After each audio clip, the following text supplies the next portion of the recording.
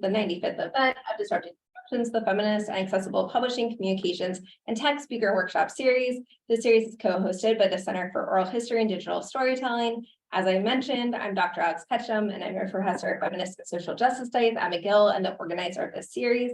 The Feminist and Accessible Publishing, Communications, and Tech Speaker Workshop Series seeks to bring together scholars, creators, and people in industry at the intersections of digital humanities, computer science, feminist studies, disability studies, communication studies, LGBTQ studies, history, and critical race theory. So as I mentioned, I'm so excited to welcome you all in person and online and those watching the recording. Barbara is now going to tell us a bit more about the center that is co-hosting this event. Good afternoon, everybody, both online and here in person, and welcome to this very special event. You are joining us either from afar or in person at our Center for Oral History and Digital Storytelling that is now almost 2 decades old. It's a center, really a community of over 300 affiliates. And what makes this space very special is not only the beloved sunroom light filled with original art,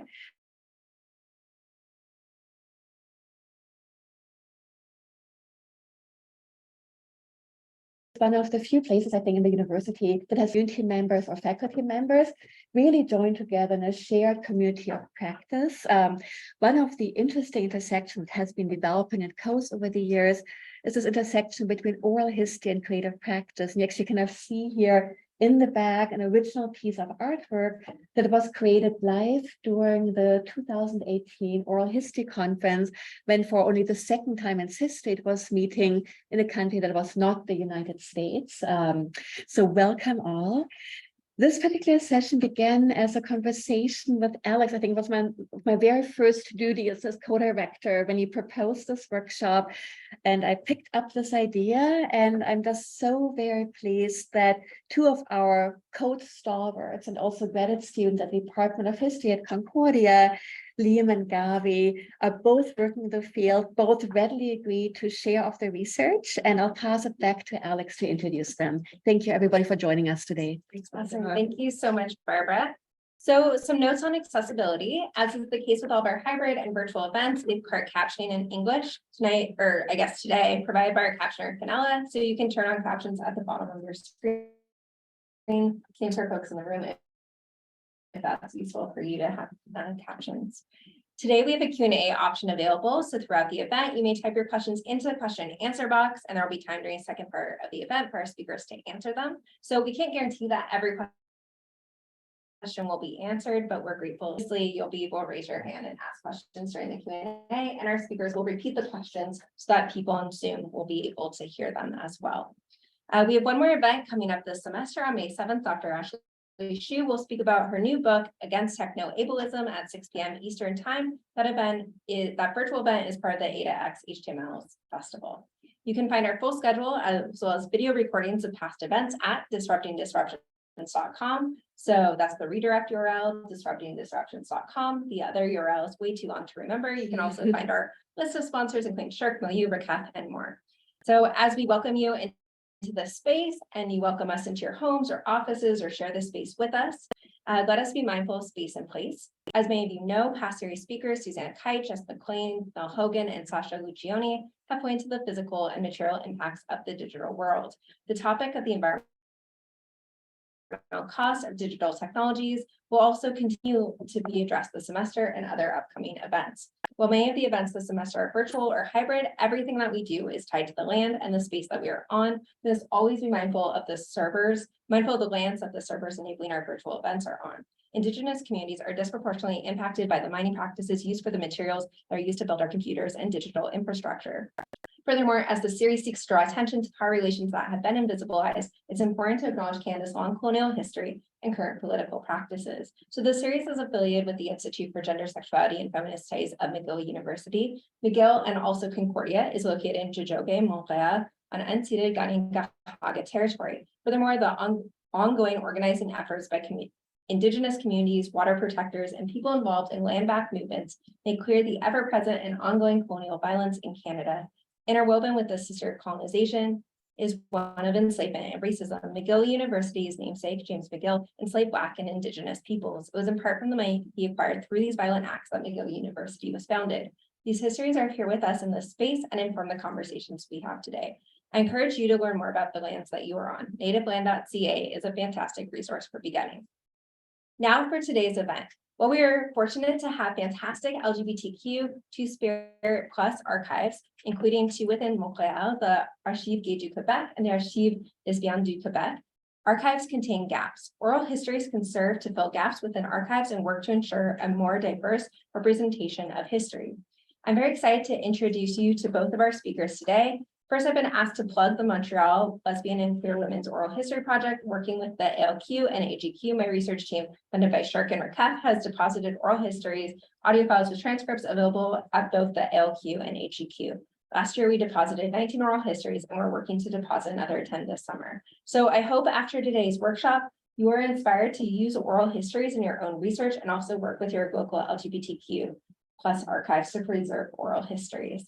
And those archives are really interested in working with researchers. So for Montrealers, I recommend working with them. So now to introduce our speakers.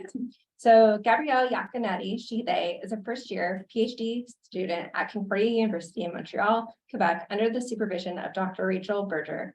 She holds a BA and MA in history from Concordia University and an MISt Master of Information Studies from McGill University. Her research interests lie at the intersections of bisexual history, oral history, queer space, queer theory, and archives. Devitt is a public historian and writer based in Jodoga, Montreal. They're an MA student at Concordia University, where they work with the deindustrialization and the politics of our time research initiative. Their thesis examines how deindustrialization affected queer communities in Cape Breton. Currently, they work as a research consultant for Ingenium Canada. I messed up. Ingenium, yes, sorry. Like ingenuity. Nice, Canada, on a new project examining queer histories of industrial work. Previously, they were a research and curatorial assistant in the Inquiries 2S LGBTQ plus histories of Southwestern Alberta exhibit at the Galt Museum and Archives. Liam's byline can be found in Jacobin, This Magazine, and Briar Patch Magazine. So thank you all again for being here. Thank you for bearing with us through our technical difficulties, and thank you as we join together to welcome our speakers. Take it away. Awesome. Thank you to both Barbara and Alex for such lovely introductions. So to give you a little bit of run of show, I'm going to go first, then Gabryelle is going to go. And yeah, so can I just, here we are. So this is the queer oral history journey that I'm going to take you on for about 30 minutes or so. So for both of us, we were trying to think about what would a new person coming to oral history or queer oral history from the first time, whether you're experienced practitioner in oral history, or this is something that you're just new starting out, or you just want to know what the heck this is, what is important for you to know in terms of the actual practical how-to of like what it actually means getting in the room and doing that sort of stuff. But then also in terms of the historiography and why queer oral history is so significant. So first, we're going to sort of start with a very provocative question of, is oral history queer? Then move in onto sort of what this looks like in the current historiographical landscape. Then I'm going to talk more about my ongoing, well, not ongoing, almost basically finished thesis work on Cape Breton Island. And then I'm going to proceed to more of the sort of practical recommendations, which we'll, I'm imagining, probably discuss more going into the Q&A. So is oral history queer? So this is a very provocative question because many scholars have argued that oral history in and of itself as a method, because of the way that is able to sort of bend temporality, the way that shared authority between the person that is being interviewed and the person that is interviewing are sort of there. It's all bended. Nothing is as fixed as we might imagine it be in, say, for example, a sort of traditional archival document where there is a single author and it is preserved in a certain way. With oral history, there's a shared authorship, there's a shared authority, and there isn't necessarily a clear storyline from start to finish. Narrators go sort of back and forth in their life stories. So many have argued that this is actually like a very queer way of looking at history. If we take that, or if we don't take that, the fact of the matter is that oral history as a method has been really quite central to queer or LGBT or gay and lesbian. I use all of these terms to denote sort of how the field has evolved over time and the exclusions that the field has had since the field's exception. So like Alex alluded to in the introduction, part of this is, due to the question, part of this prevalence of oral history is due to the question of where do you get sources when the archive, which I put in like kind of scare quotes, is unhelpful, right? Because of, archival violence and archiving as, an active exclusion, it's often quite hard to find many queer histories in the archive. And oftentimes what you might find might be stuff that is, coming from the sort of juridical angle. So something like police reports, for example, which is not necessarily always helpful when you're, interested in other things. Not saying that they're not helpful, it's only one slice, right? And with that, there's also the shared resonance of queer history and oral history sharing an orientation to community-based grassroots research. And we're thinking about the emergence of queer history as a field. We're talking about, a lot of independent scholars not necessarily working within the bounds of the academy. Scholars working, like Alex was talking about earlier, with community archives in communities, trying to preserve something for their own community. And I think this is something that is really, really important, and something that can't really be lost sight of, is that queer oral history always has to have an orientation to the public and towards creating something for community. And like I said, oral history as a method, it has sort of queer potentials if we're thinking in a more sort of theoretical, abstract way, thinking about temporality, thinking about the way that the shared authority between the interviewer and the narrator works, and how within queer oral histories, there is a very strong impetus to really locate where the narrator is, and not the narrator, rather the interviewer is within that story. And further, as Nan Boyd talks about in Bodies of Evidence, queer oral histories often have a way of drawing us back into the material. So say, for example, it really, where was I going with this? Sorry. When we're talking about sort of, I'm going to share an example from my own sort of work, is that both of the interviewer and the narrator exist in a really tight sort of relationship, because you develop that rapport, and because you're presumed to, even if you're not necessarily in the same community, to be in the community. So me in Cape Breton, I'm not from Cape Breton Island. I grew up in Calgary, Alberta, which is very funny if you think about the migration patterns between Cape Breton and Calgary. But then again, since both the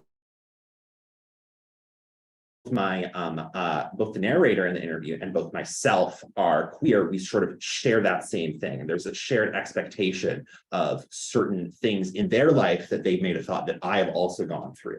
So there's also sort of an expectation that these things sort of are, more reciprocated and go back and forth. And this is, I found, more common in sort of queer work than I have done in less queer oral history work, interviewing people who are part of the Model United Nations in Canada. So it's very, very different. I've never had that same sort of like deeply material people asking me, like, again, about how things, really felt to them. Anyways, the main point that I really want to make is that queer oral history is not an add-on to regular oral history practice. Oral history practitioners, whether they research as categorically queer or not, whether they're categorically queer or not, need to consider oral history's queer resonances and how oral history really owes, as a field as a whole, really owes a really huge debt to queer historians. So here are some signposts for certain works that if you are interested in queer oral history, you might want to go to. They're not arranged in any particular order on screen, which I probably should have put more thought into, but that's fine.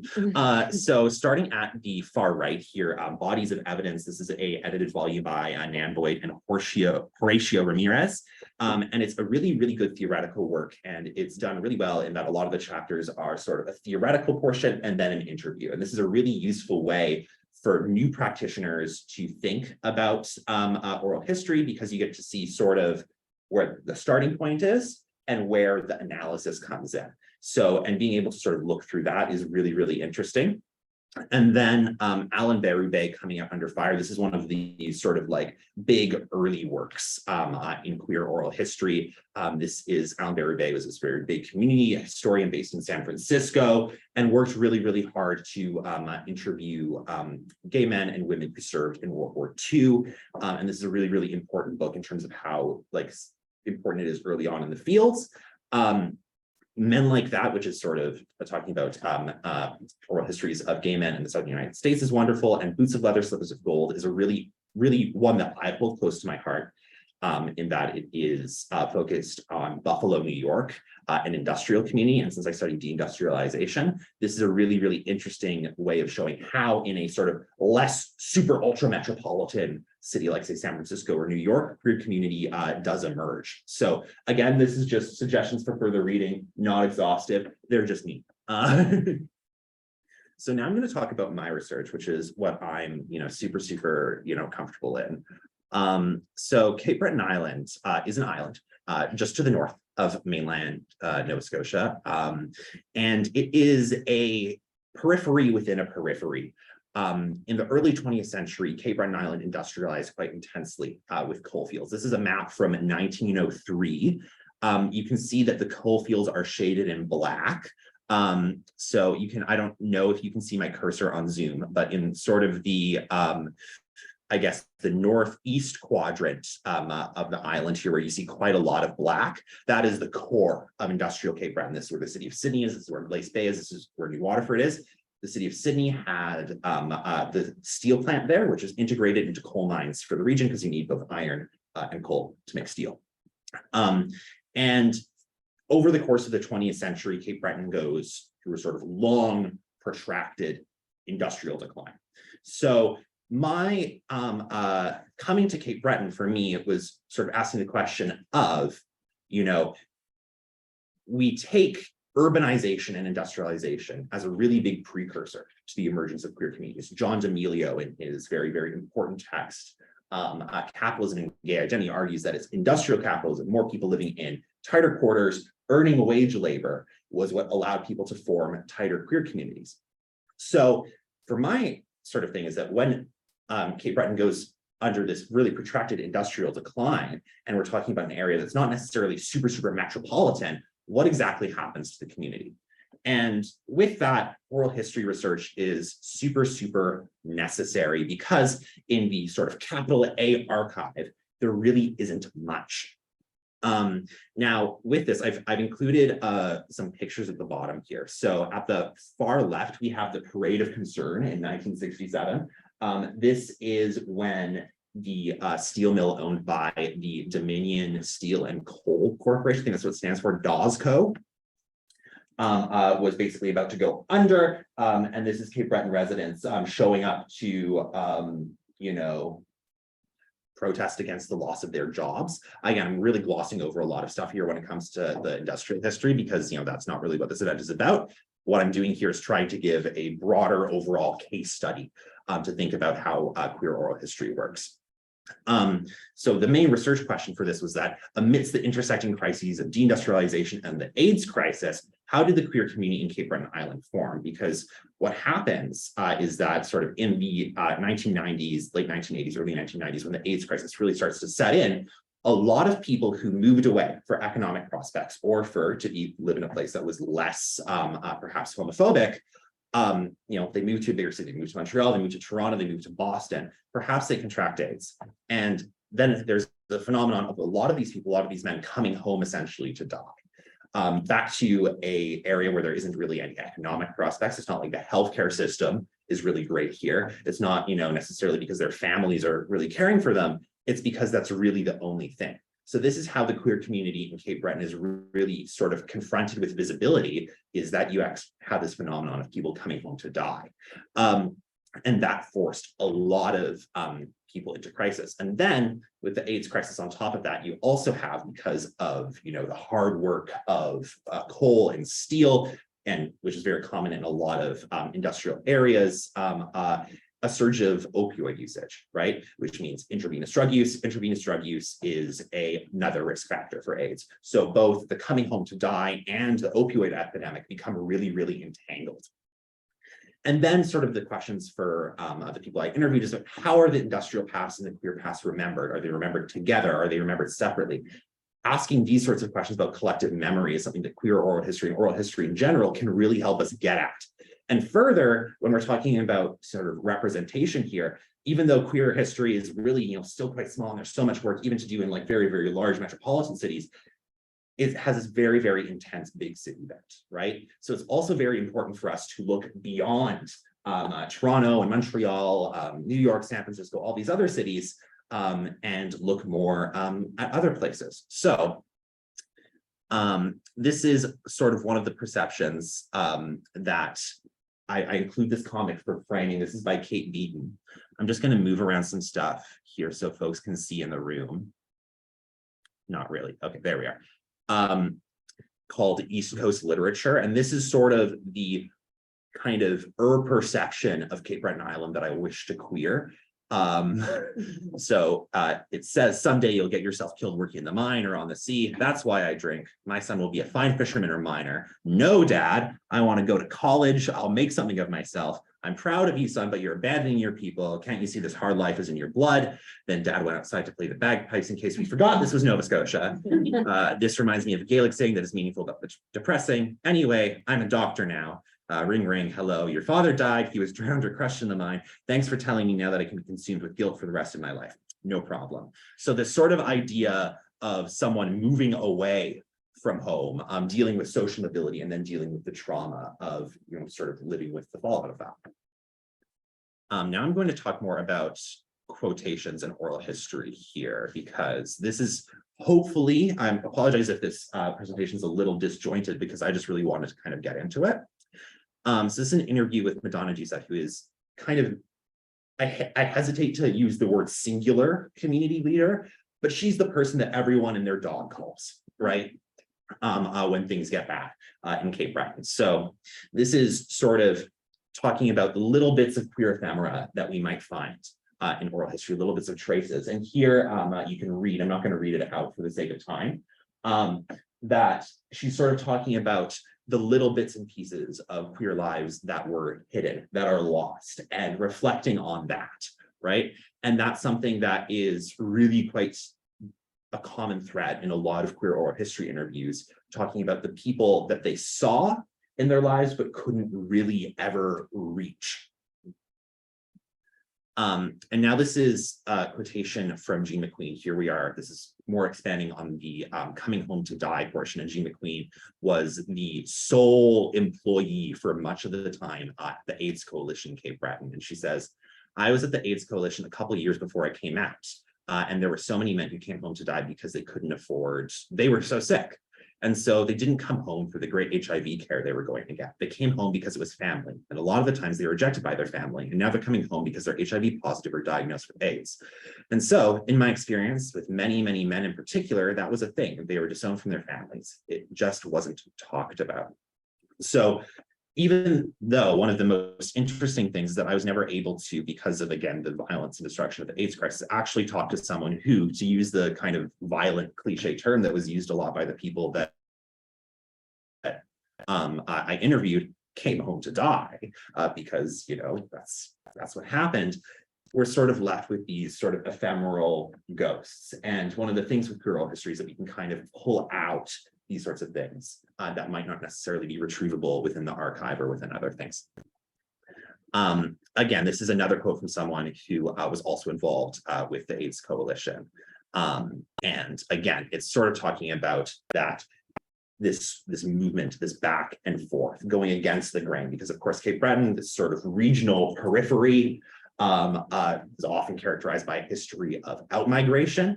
Looking through this, we can sort of see now how things are going back and forth, and movement is also disrupted.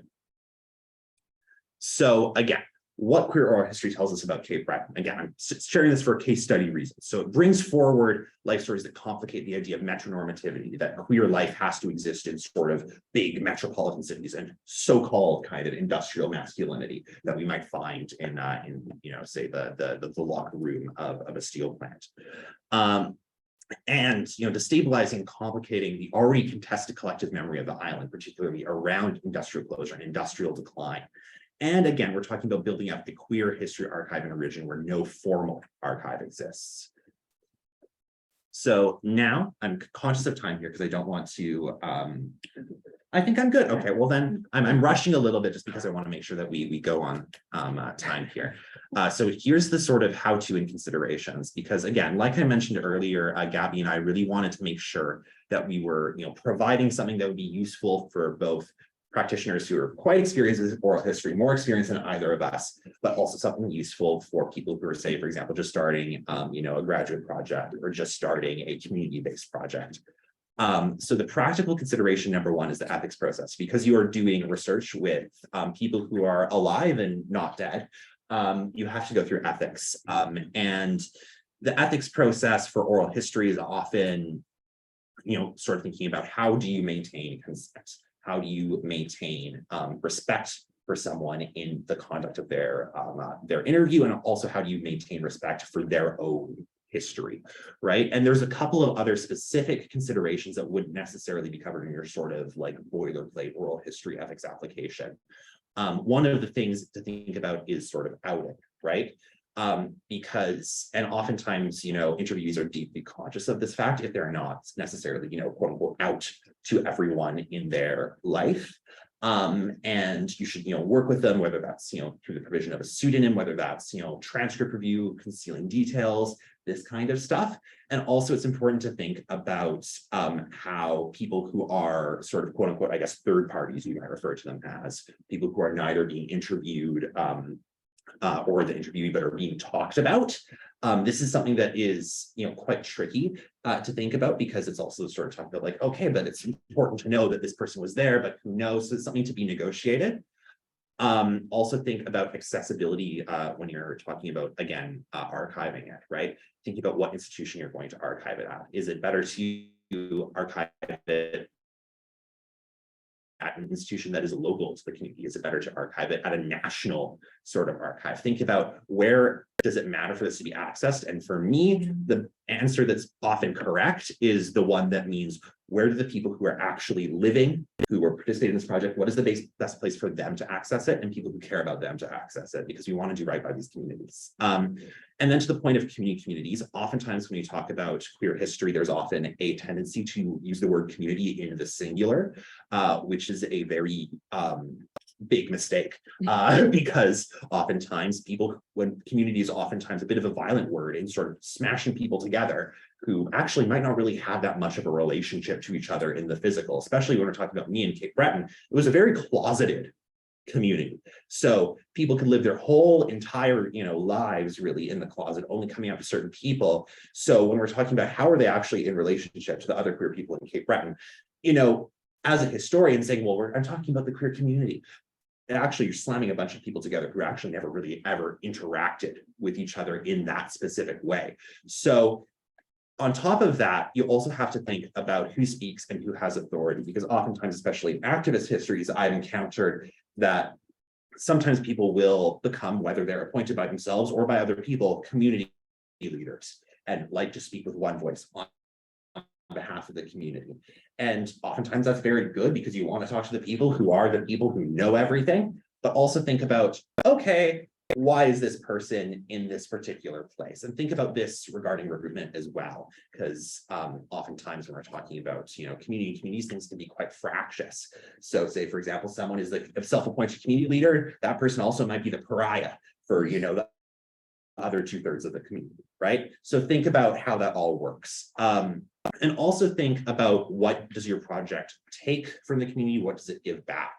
Oftentimes, even though we think about, queer studies in terms of a lack of information, oftentimes a lot of communities are quite over-researched. So it's also, thinking about, what am I, sort of taking here, and what do I give back? How can these histories be used as something that's more important? How does this build upon the community rather than simply, enrich, my own academic work? Another consideration is that of terminology. Say, for example, we're using the word queer a lot today. That's not necessarily a word that a lot of people in, say, the 1960s would have used to describe themselves. So a common refrain during an interview, when I ask someone like, oh, when did you come out as, insert term, they might say something like, oh, that's not what we called it back then, right? So my suggestion here is to really work with that tension, right? And understand that within oral history, you have the really interesting, valuable thing of it being made in the present, right? And really, really work with that, engage with that tension, and don't try and force anything either way. Interview guides and life stories, oftentimes with oral histories and interview guides, you have this very kind of straight heteronormative life path where you go, you know, early years, you went to school, you got married, you worked, you had kids, and you were on the precipice of death. So think about when you're designing your interview guide, how do you account for life paths that don't necessarily follow that, you know, straight line? And think about, how do I, you know, still talk about things like family, still talk about things like relationships in a way that is, you know, much less forcing a certain kind of temporality into it. And also a thing that a lot of, you know, practitioners of oral history think about, and to sort of paraphrase Alexander Portelli here, it doesn't matter necessarily whether something is true when it is told in an interview. What matters is how it is told, what emotion this is trying to convey, why it's being told this way. So, and this is deeply, deeply important when we're talking about, you know, queer histories, which oftentimes are really quite contested between different groups of people.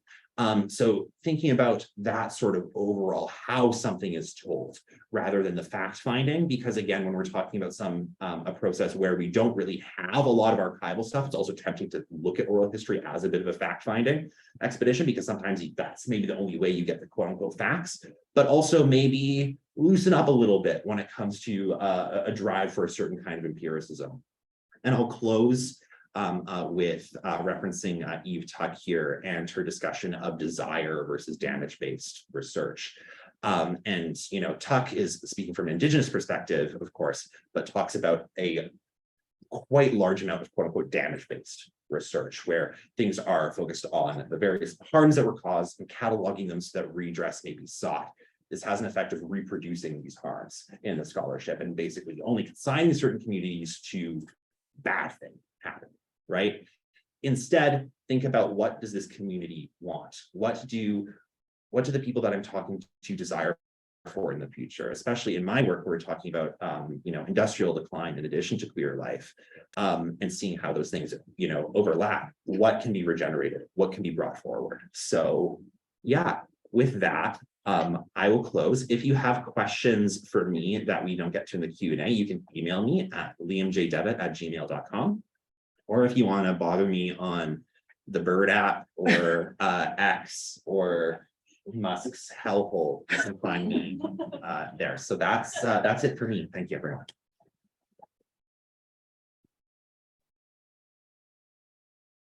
Thank you, Liam. You're very welcome. Let me get your slideshow up. Thank you so much. Do you want the computer, or do you want No, me it's to? good. I have my notes printed out here, Okay, but so- do you want me to cue for you, or do you? Yeah, I'll just like give you a little Okay, motion. I can do that. I also am gonna put my little stopwatch on so I don't go over time too much. Thank you for starting us off, Liam. So hello, everybody. I'll be talking about my own research as well, my own thesis that I completed last year. That was heavily based on queer oral history practices. Then also kind of get into some tips, some considerations for doing queer oral history as well. Liam touched on quite a bit of it already. So what I'll try to do is maybe weave my own research practices in with these considerations as well, and kind of approach it in that way. So if you could go to the next slide for me, please. Let me start my stopwatch.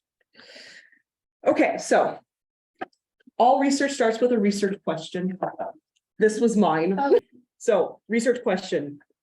So for anyone who knows me, I completed my thesis last year on bi history in Toronto. That's which was very heavily based on queer oral history.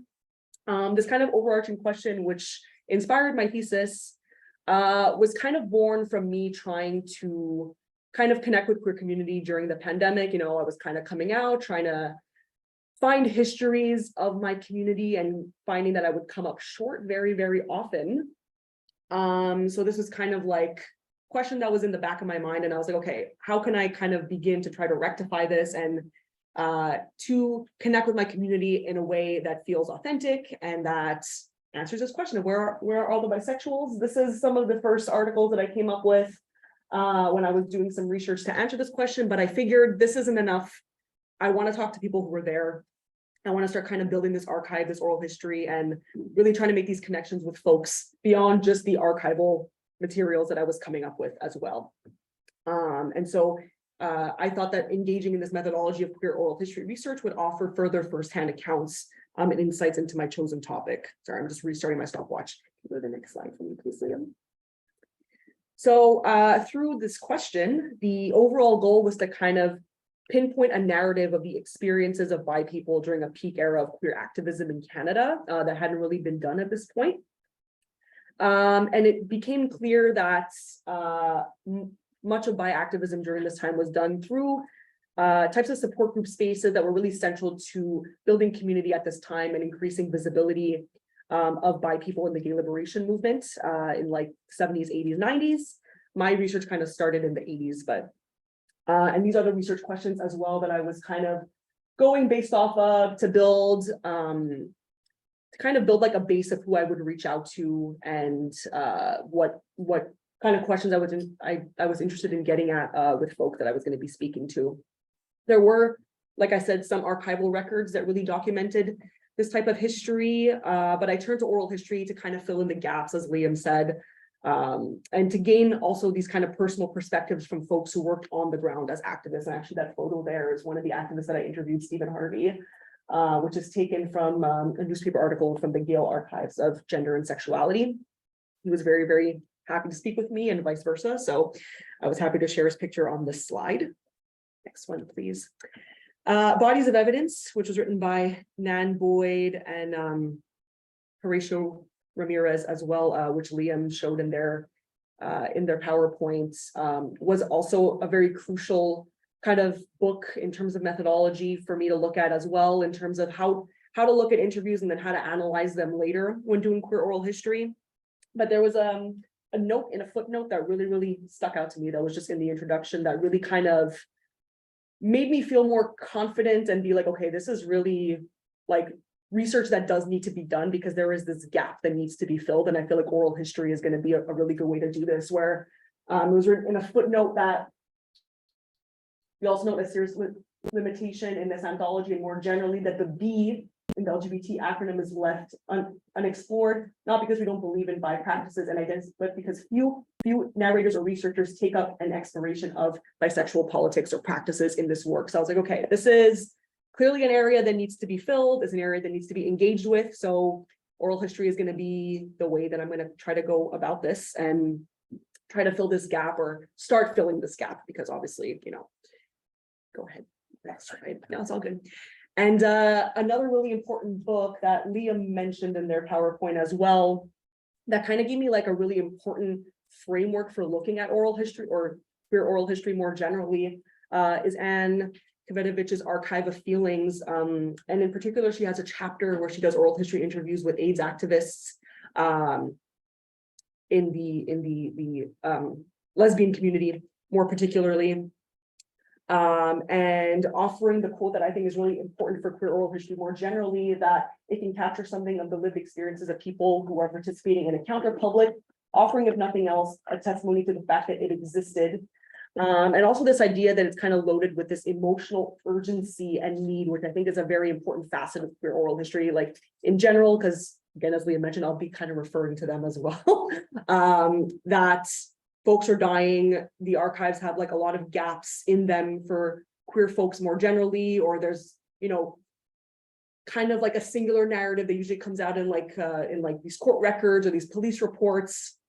And like there's this kind of lack of intimacy that really comes with being part of queer communities in general, that oral history can help to fill. And again, this important quote from Anne Kvetovic that says that the bonds formed through activism are very particular and special, which is something that I was hoping to capture as well with my project when talking about bi activists and their formation of support groups. And the emotional kind of facet of it as well is not just the emotions that narrators kind of express within the interview as well, because that comes up a lot and is a very important part of the interview, but also the emotions that you as the interviewer feel as well in hearing these stories from folks who help to form your communities, help to build your communities as well. It is a very emotional process, and that needs to be also taken into account when you're thinking about doing queer oral history, is this like emotional part of it from both the interviewee and yourself, which I think is important. So there's a couple of screenshots of me. These are very, very old interviews. My haircut's really, really different. From 2022 of a couple of interviews that I did with Jennifer Chambers and Margaret Robinson, who are very, very active out folks, and who at every point that I connected with them said, like, please put my name on this project. I want my name to be associated with this history because it's so important to me. So I felt comfortable sharing the screenshots of our little interviews up there.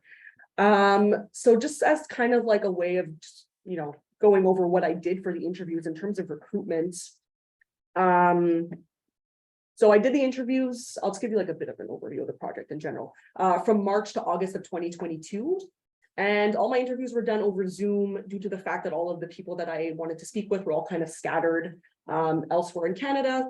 Some were in the States as well. And due to the time constraints of doing a master's, I was like, it would just be way easier to do this over Zoom, lack of time and lack of funding as well. And the interviews usually lasted like about 40 minutes to an hour. In terms of recruitment, I found the first couple of names for the folks that I want to interview in news articles that were mainly from the first slide that I showed. And through that, it became kind of like a crowdsourcing effort almost, which I think is like another important aspect of queer oral history. Like it's very grassroots. It's very, in a lot of senses, very communal. So I would interview somebody, they would recommend me a name of somebody else, be like, oh, did you speak to this person? Because this person also did like a lot of stuff in the community. They organized lots of events. They were like a facilitator in the support group. So that happened, which also helped to give me quite a few names, but I also put out a call for interviewees in the mailing list for the Toronto Bi Network with the details of my study. And I encouraged people to reach out if they had been involved in support groups, being like, hey, I'm doing this project and I really want to try to connect with narrators who feel comfortable sharing their experiences with me. And from there, I had a handful of folks who like reached out saying that they wanted to be interviewed, that they thought that they had stuff that was important to share as well. And based on the folks that reached out to me and that I had reached out to initially, it just kind of became obvious that Toronto would be the focal point for my geographic focus for the study, which, there's something to say about metro normativity, as Liam said, obviously. But again, this was just kind of a starting point. And in this sense, it's not necessarily I'm trying to shed light on like a geographic community, but more of just like a community within a community that doesn't get its story told very, very often. So there's a bit of a balance there in terms of metro normativity and community. Yeah, so just to kind of briefly give a few points about the points that I have up, which I think are very pertinent to people who are interested in doing queer oral history. Obviously, life story interviews are super, super common. Since this was actually my first stint doing oral history, I didn't necessarily dig into the life story part, but I will be doing that for my PhD research because I think it would be like a really good facet. But I asked more targeted research questions about my research interests to kind of form this narrative that I was looking for. But I left it open because I'm like really against the idea of like these interviews being like a transaction versus a conversation. I just kind of put that as like a point. Like I'm trying to extract information from you for my own research purposes. Like as Leah mentioned, like these kind of community efforts are supposed to be like more collaborative, shared authority and stuff as well. So like I didn't want to just kind of go in with these questions and be like, you have to answer these questions for me specifically. So it was very conversational, left a lot of room open for folks to share what they wanted to share. There's a lot of kind of thinking on your feet when you're doing an interview. Like if somebody mentions something, even if it's not necessarily related to a question that you asked, like that's something to follow up on. Those are threads that you should follow, especially with queer folks who are like, this is an important thing that we experienced. So those are things that kind of have like this kind of conversational nature, I think is really important. And yeah, drawing connections between the past and the present. So this is like kind of cross-generational interaction and kind of showing like how bi identities were expressed and how they were kind of fostered in the 80s and in the 90s is very different than how it is now. And so these kind of lines are drawn. There's like kind of bend temporality of we're going back and forth between different time periods. I'll get into that like a bit more in a couple of slides with my considerations, but yeah, so these are things that are really kind of important to keep in mind, like this kind of flexibility, the shared authority. You're speaking to people within your own community and you're trying to build these connections. Like that's a very important thing to keep in mind when doing oral history, I think. So next slide, please. It's just kind of like a slide that I wanted to share in terms of stuff that I found actually within the archives and ephemera that I thought was useful for my research, but also for like guiding the oral history interviews, kind of, again, filling in the gaps, like with interviews, like how they would shed light on these ephemeral documents. So there's an article by David Richard, which is a really, really fascinating article that I will share later, about how we can animate these ephemeral documents, which, you know, are documents that are created for very specific purposes in time through oral history. So some of the examples above are captures of newsletters, brochures, and advertisements that were created for these various purposes by people who were in by support groups in Toronto. But without the oral history interview process, I wouldn't have had as much insight into these documents and what they actually meant to the community.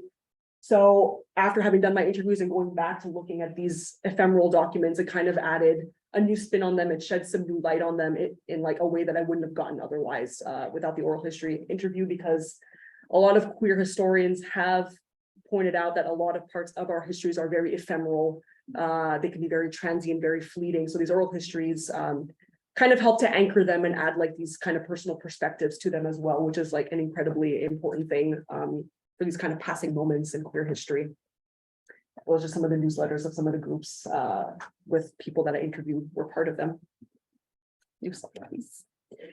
Yes, okay, so important consideration for queer oral history, because as Liam said, this is for folks who maybe have dabbled in oral history more generally and are maybe kind of looking to dip their feet into queer oral history. Things to consider that I think are really important that make queer oral history different in some ways. Liam kind of covered a few of them, but I'll talk about them maybe more in the context of my own research and what I've seen. So outing and ongoing consent. So you definitely need to be conscious of not only the people that you're speaking to, but who they might refer to. So these third parties, as Liam mentioned before, the consent forms that you will write up before doing the interviews will be instrumental in this. It will confirm whether people are comfortable having themselves identified within your research or associated with like a clearly queer project as well. In the case of my consent forms that I had filled out, most folks were pretty open, but there were some who were like, I don't really want my name like in the thesis, but you can have it for your records. So there's these kind of varying levels of consent as well. And a lot of times, like some narrators will try to keep the identities of others that they worked with also private for fear of outing them as well. So it's kind of this like this kind of community consideration as well. Like I had interviewed somebody, Jennifer, who was on the slide before, who was talking about a person that she was involved with in a support group and said, I'm not going to say her name because I don't want to out her. So it's not just you who needs to be conscious of these things, but also be conscious of how your narrators are approaching outing as well, and having that kind of facet to it. And in terms of consent generally, like it's important to note that for queer people and, you know, oral histories in general, but in this case for queer people specifically, having consent doesn't begin and end with the consent form. It's not like you just kind of sign this form and you're good to go forever. Having this consent be an open conversation is incredibly important for when you want to present your research elsewhere. Like I had an opportunity to kind of showcase my research as well, where I wanted to share some quotes at a conference that folks had not consented to in the consent form. So I reached out to them. I kept the lines of communication open, being like, hey, are you okay if I share your name in this slide at this conference? And it's a good thing because some people said, I'm not really comfortable with you sharing my name in that context versus your research. So this ongoing consent is incredibly important, and keeping these lines of communication with your narrators open is important. Self-identification is also very, very important in terms of empowering your communities and being conscious of how people describe themselves, how they think of themselves as well. So if you're doing queer oral history, you want to make sure that the people that you're interviewing kind of self-identify with the community. I guess in my case, it's more specific because I had a specific label attached to it versus just saying like queer or like LGBT. So I was a bit more conscious of this, I guess, being like, do you identify as bisexual? Are you like okay with that? And especially in my case, the bi label has often been quite contested and even controversial in history, especially for the time period that I was looking at. So I had to make sure that this was an identity category that my narrators were relating to, whether or not they identified with it in the same way in the present as they did in the past. So this idea of self-identification is important. Changing definitions over time, I think, is important as well when thinking about like queer temporality and this kind of bentness of labels and fluidity, because when we're talking about queer in general, like the idea of things being queer is like not necessarily putting things into neat boxes all the time. Like there is a fluidity, queer borders, for lack of a better term, can be like, they can change and they can move very, very often. So this idea of like keeping the changeability of queerness in mind when doing queer oral history and then writing about it is really important. Like there might be some folks who identify with one label or one kind of category with their whole lives, and that's fine, but you know, sometimes they change. And this needs to be taken into account. Just really quickly, can you go to the next slide? And then I'm going to go back because I want to show an example of a person who I interviewed in April, who was talking about the fact that she heavily identified as bi back in the 90s, and she still did today, but it feels different now than it did for her back in the 90s due to the fact that she's been in like a long-term relationship with a woman for many, many decades. And she said that she still identifies as bi, but it feels different now than it did back then. So having these kind of considerations in mind, due to temporality and labels and what labels mean at a specific point in time, is important to keep in mind. You can go back to the other slide, sorry. And then also the idea that even identities can expand. So while back in the day in the 90s, a lot of these bi support groups were just like Bi Women of Toronto, the Bi Network of Toronto. A lot of them have changed in recent years to be bi plus, to include people like pan and omni identities as well, more fluid, more questioning people. So the fact that like these, like, again, the bi community specifically, because that's what I'm talking about here, kind of changes its definitions to include more people who are attracted to multiple genders, rather than just saying if you're attracted to multiple genders, you are bisexual. Maybe you're pansexual, maybe you're omnisexual. So they change labels over time as well. And these are important things, again, to kind of keep in context, to contextualize when you're speaking about communities and how they describe themselves and how they identify as well. And yeah, like just generally temporality is very important, because based on my interviews, I was able to kind of discern a narrative that bisexuality became more widely adopted and visible in like the mid-90s in Toronto, which is kind of around when queer as an identity category and as like as a category of academic study was also becoming more generally adopted and widespread due to AIDS activism groups like Queer Nation and ACT UP, who were increasingly kind of visibilizing the queer community. So understanding these historical contexts is also important when you're kind of listening to and interpreting your interviews when you're writing your research. The role of desire is also quite important, because we're again talking about sex and sexuality when you're talking with queer people. A lot of the time you're also talking about gender. So these are things that you have to listen for, because it might be subtle or it might be direct when folks are talking about desire and how desire shapes their identity and shaped how their communities formed as well. Like an indirect version, or like an indirect kind of example that I saw was like some of the women that I interviewed were talking about like how they were so excited to see like, you know, women's sweaty bodies at Pride during the summertime in Toronto. Like these are just kind of like little instances of desire that come up in interviews. Or there's some more direct ones as well. I have an interview with somebody who was talking about Pussy Palace, which is a women's bathhouse in Toronto, and that's been gaining a lot of attention recently because of the Oral History Project in Toronto that's been kind of publicizing it. So like talking about these very charged environments that people found themselves in and how it contributed to their identity formation and their community formation as well. You know, it's important that you have to consider desire when you're talking about queer oral history. It's a very, very central part of community building for a lot of folks, because you'll have people that are talking about exploring their queer desires and kind of moving into these new spaces as they explore them, whether they're moving from like a straight experience, or even coming from like a gay and lesbian experience, sometimes these desires change. So these are things that need to be also considered. Sorry, I'm just like looking at my stopwatch because it keeps closing up on me.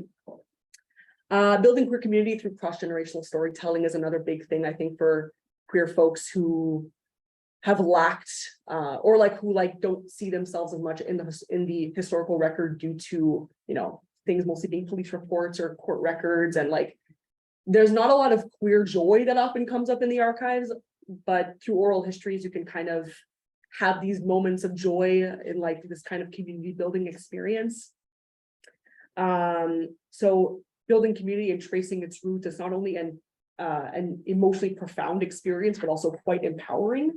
In the case of my project, I had never once had the chance to read or listen to any kind of narrative about bi people or bi communities in queer history in Canada specifically. And so the interview process felt very emotionally intimate, and these bonds can be very, very special, as Devitt pointed out in Archive of Feelings. Like these are things that really need to be considered. And I feel very, very fortunate that I built such great kind of connections with like the people that I interviewed. I still reach out to them from time to time to ask if I can use their interviews for stuff. And they're all very excited all the time to hear from me. So it's really, really nice to have this kind of community building across generations and across decades. These are very kind of important things for queer people. And lastly, which is again something that Liam brought up, but the queerness of oral history methods in general, kind of this idea that there's an open-endedness to queer history. There's like a destabilization of like when you think of history and you think of researchers, like there's this kind of authority given to the researcher, and like they're the ones who are interpreting records and interpreting things like that. But in an oral history interview with a queer person, or even just in general, this positionality is destabilized a lot because you're collaborating, you're co-creating with another person, even though you're the researcher. And so you're kind of creating these things together, turning things on their head. So yeah, these are very queer approaches to doing research in general.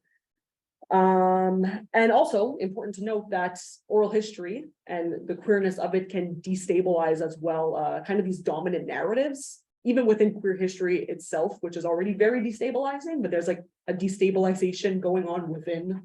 And I actually have a slide that kind of points that out, if you can get ahead just to it. Yeah, so my interview, I'm not going to read this whole thing out because it's super, super long. We're just talking about Pussy Palace. Having read a lot of newspaper articles about it while doing this research, there was this kind of dominant narrative that like it was just lesbians who were at Pussy Palace, or it was primarily and dominantly lesbians who were in charge of, or not in charge of Pussy Palace, but like who were mostly there, who were the ones who were engaging in the activity. But I had an interview with somebody who was on the bathhouse committee for like a while as a bi woman, obviously. And she kind of mentioned that like people were bi women specifically were getting involved in community affairs like Pussy Palace, but they weren't openly identifying as bi due to judgment, due to erasure. And talking about Pussy Palace, she also said like the majority of the women who were on that committee were bi, but it was just not known and people weren't discussing these things. So it's again kind of adding these narratives to ones that have already been kind of established, and putting kind of new perspectives and new folks in these narratives that had, you know, that had previously been drawn. So I thought that was super, super interesting, and it's really important to consider as well. Other practical tips. This is just kind of for queer history in general, but I found it very, very useful, with oral history in general, but I found it really, really useful when doing my own interviews with queer folks. Keep an open mind about where your interview might go. You might ask a question that you might be expecting an answer to, and the answer might be completely different than what you're expecting it to be, or a person will maybe add some kind of an extra facet to consider in terms of the research that you hadn't considered before. Like I spoke to one person who was involved in bi women's activism specifically, and she was talking about how the shooting here at Polytechnic in 1989 was like a big influence for queer women's activism all across Canada during that time, which was something that I hadn't considered, even though in retrospect it seems kind of obvious that would be like a very big influence on queer feminist activism. So that was like, it's not a framework that I really kind of got the chance to explore, but it's something that I was that I felt very fortunate to hear, and was like, oh yeah, that's something that needs to be kept in mind and needs to be considered when you're writing.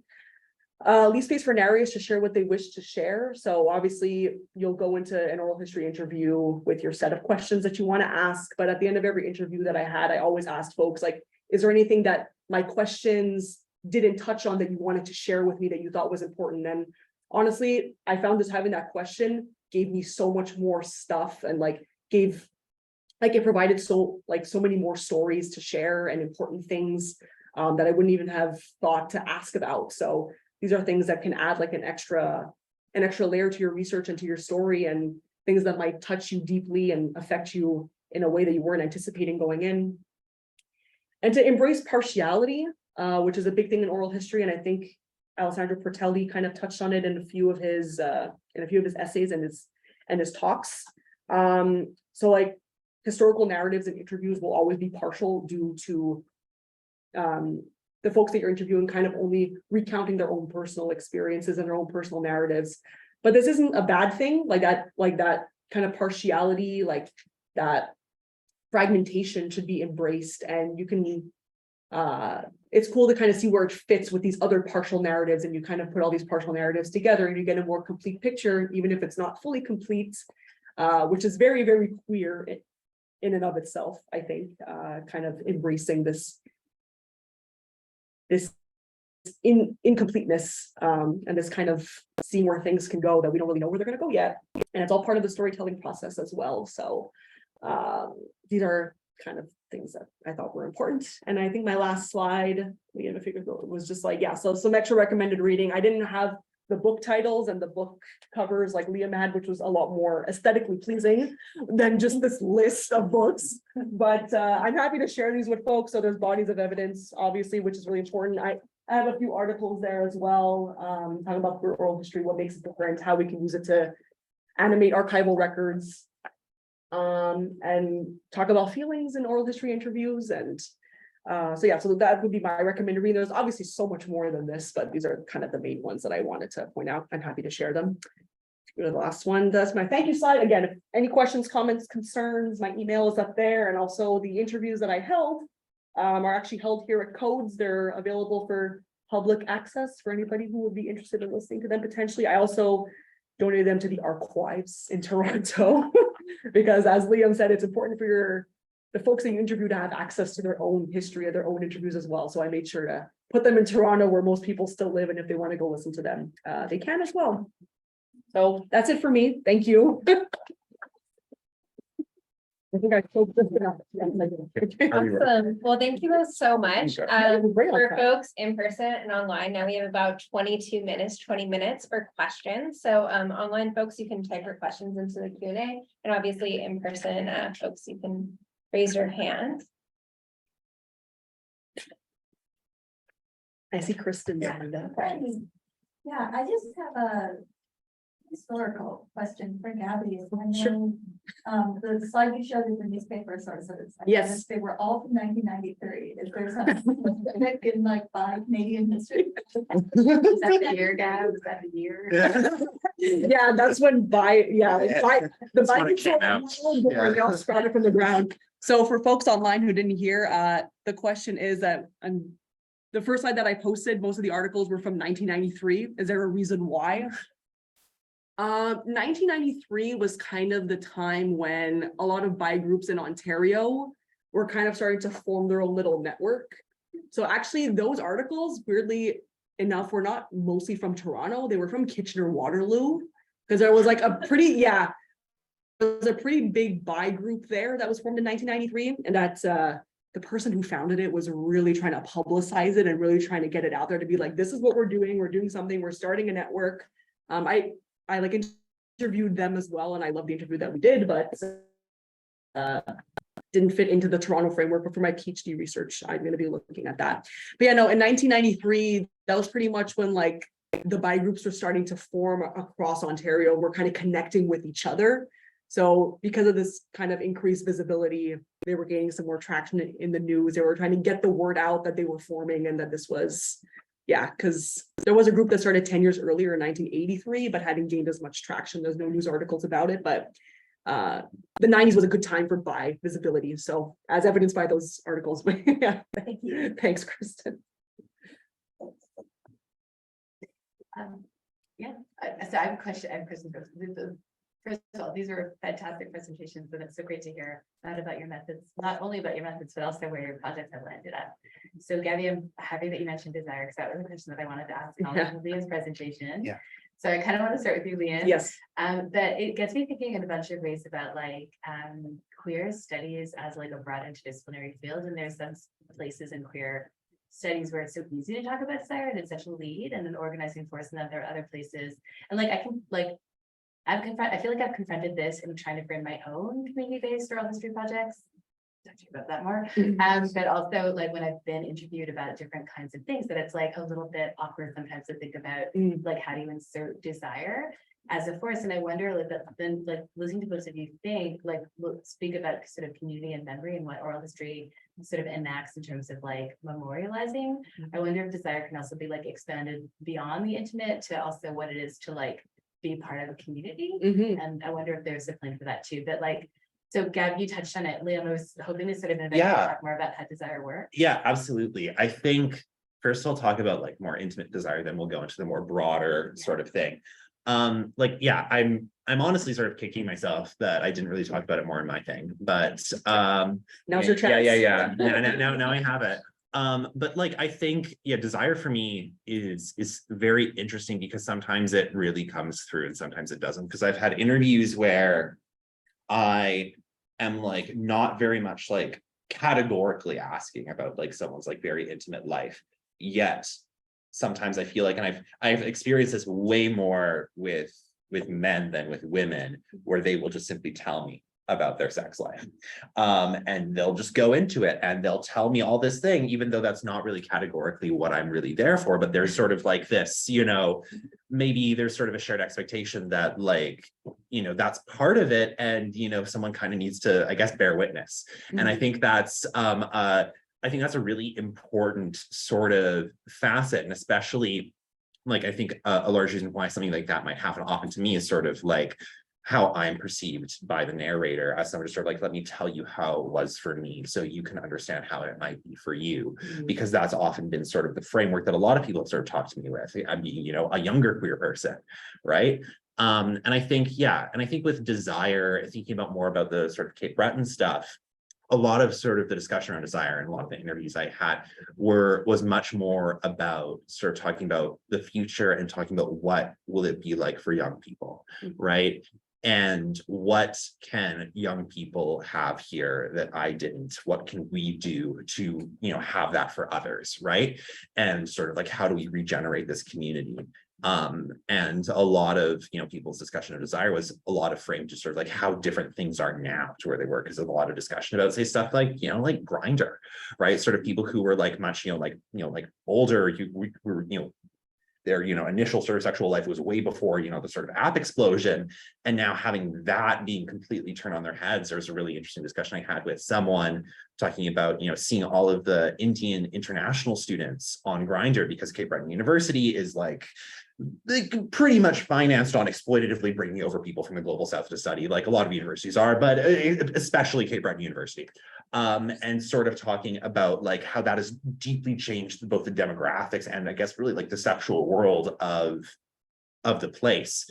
And so there's again, when we're talking about queer history, that desire is often like sort of constructed very much in between past, present, and future. And that's one of the really lovely things about oral history is that you get to work with it in like those three facets all at once. I hope that answered the question. That was great. Thank you.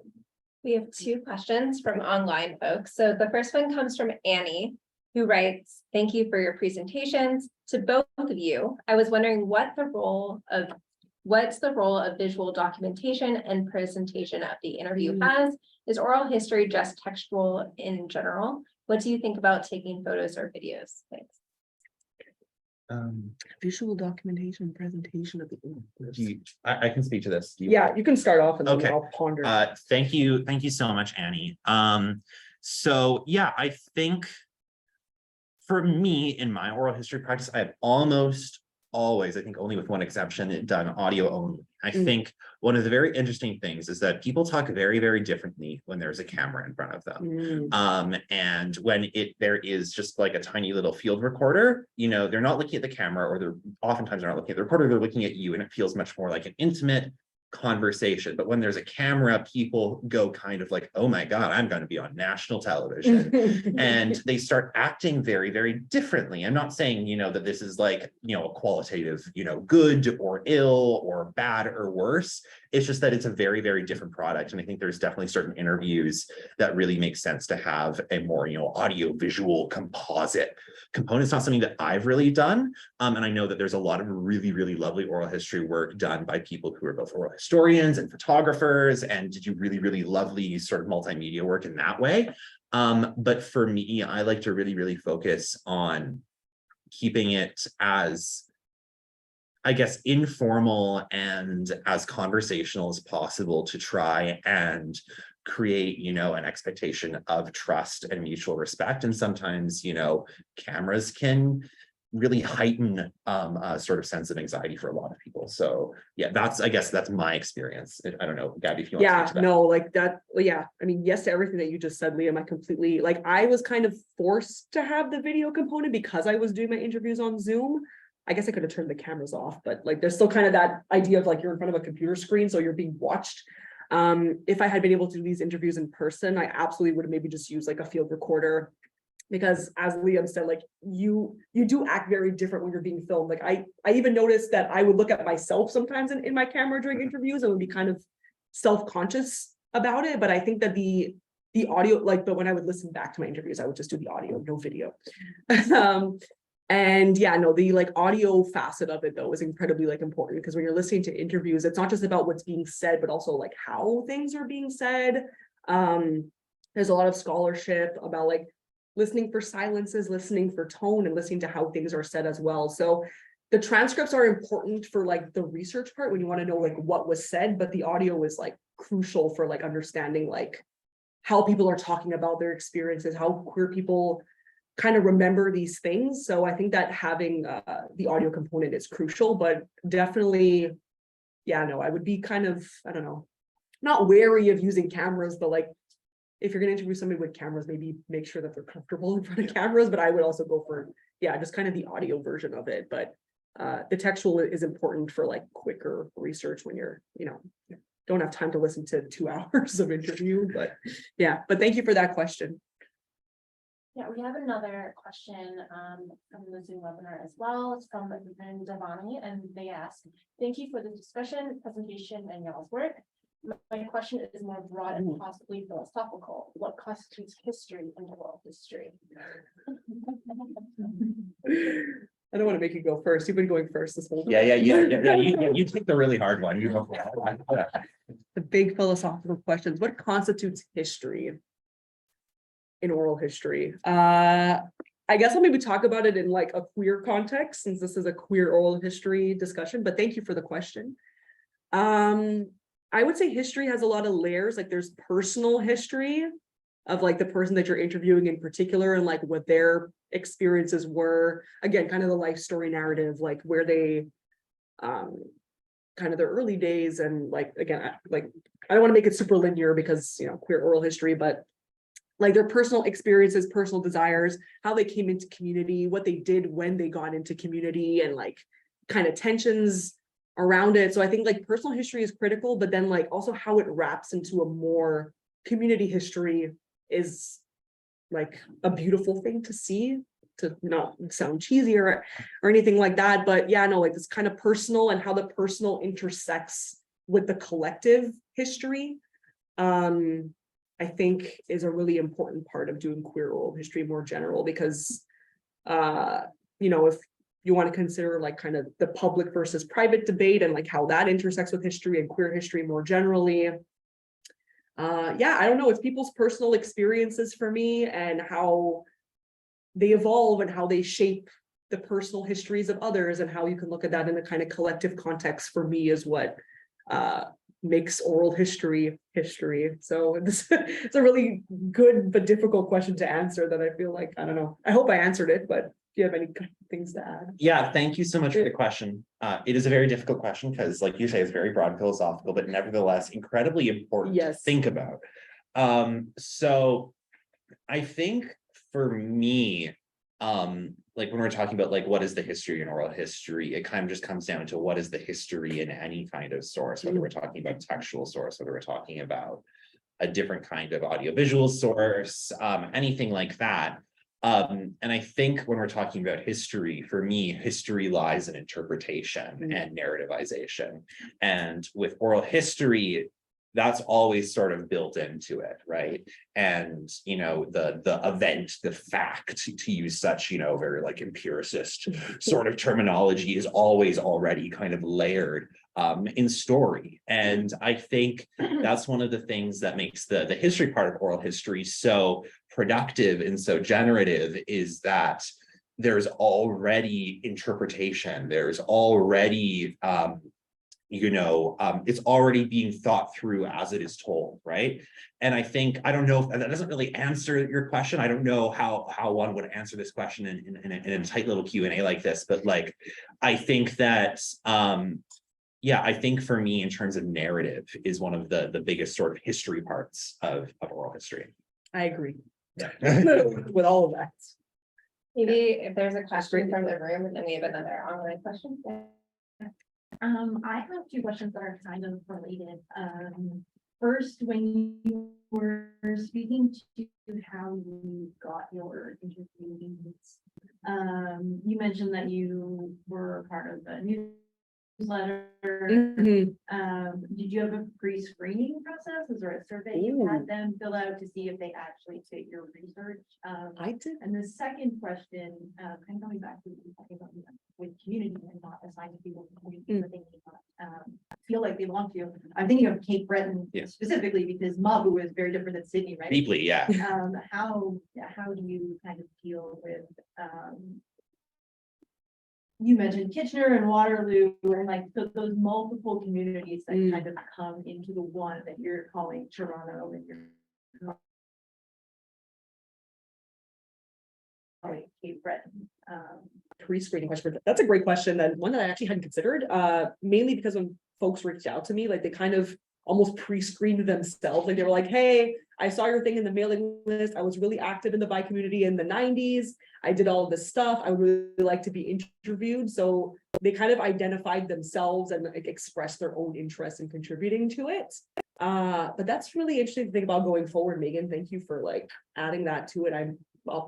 Maybe I'll pre-screen a bit when I do my doctoral interviews for sure.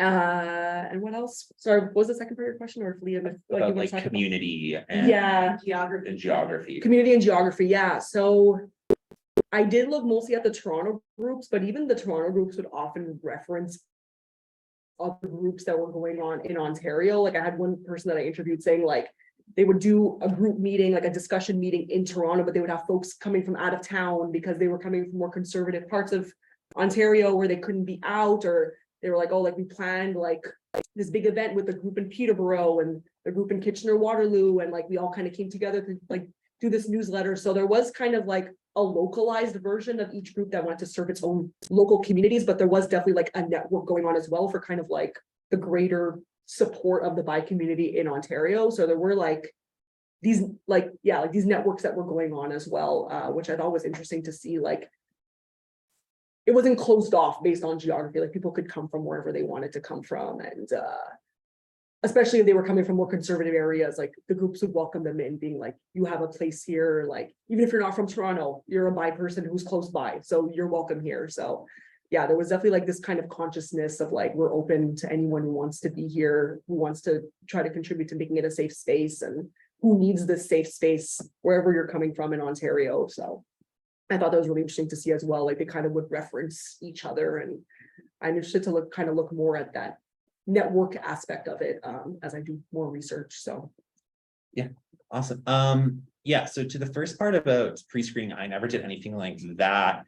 I think partially because I wanted to make it as low barrier as I possibly could, right? And that if, say, to make it as easy as possible for someone who would even be remotely interested in the project to reach out to me, Because, even if they, didn't necessarily like fit within like the sort of group I was looking at, maybe they would know someone, maybe I didn't want them to sort of self-select themselves out of the process. To the geography point, yeah, so I think like my project is very much based in industrial Cape Breton. So this is sort of focused on, the coal fields. And like you say, like bring up the example of Mabu, and like Mabu and that sort of Inverness County isn't really part of my thesis because that, that part of the island deindustrialized in like 1924 when all the coal mines closed there. So that's not really like, it's part of it, but it's not as much part of it as people who say like lived in Sydney or New Waterford. And like, I think geography, it really plays into it in terms of just like people talking about like the various differences between, say, like, again, like Sydney, New Waterford, Glace Bay, which 3 municipalities that are like really like quite close together, yet have like very different, ways that the people think of each other. So I think that, yes, like there is that sort of specificity, but overall people were really, really wanting to cling to a Cape Breton identity. The big tension, I would say, that was more geographically kind of thing, is whether more people would cling to the more industrial past, or the more, I guess, to like, or Ian McIster, the more like folkist past of like the kind of Celtic fiddle music, like that kind of part of Cape Breton, was sort of like the big thing. So yeah, I hope I answered the question. Thank you. So we're almost out of time. So briefly, maybe we stop this question because we saw that asked it a while. And then we can maybe informally continue to chat after, but we lose our captioner in 3 minutes. Okay, so Mustafa asks, have you integrated a way to understand or reinterpret the change of sexual identity labels over time? The short answer is yes. Maybe not in so much detail in my thesis as I would have wanted to do, again, due to time constraints. But I think I spoke about it in my conclusion a bit, being like there was an evolution in language, like from the 80s and the 90s to now, because I think it's like important to mention to show that communities evolve, like even when they're founded on like a specific identity, they can still evolve and their borders can change and definitions and labels can change as well. So it's something that I think that if you're going to do queer oral history, like needs to be very heavily considered. That's my short answer, is yes. And it's important to talk about. Yeah, thank you for the question, Mustafa. I think it's like yes and no, because for me, even though of course, like again, Gabby's very much concerned with the development of like the capital B bisexual, community, right?